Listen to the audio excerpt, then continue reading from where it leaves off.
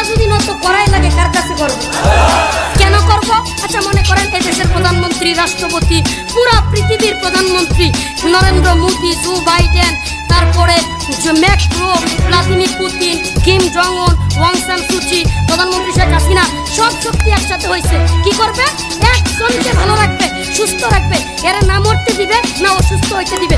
একজন মানুষকে গোটা পৃথিবী, রাশিয়া, চীন, জাপান, আমেরিকা, বাংলাদেশ, নেপাল, ভুটান, শ্রীলঙ্কা, মালদ্বীপ, পৃথিবীর যত দেশ আছে, যত শক্তি আছে, যত মহাশক্তি আছে, যত পরাশক্তি আছে, সবাই মিলে একত্রিত হয়েছে একজনকে সুখে রাখবে, শান্তিতে রাখবে, অসুস্থ হইতে দিবে না, মরতেও দিবে না। বলেন তো পারবে?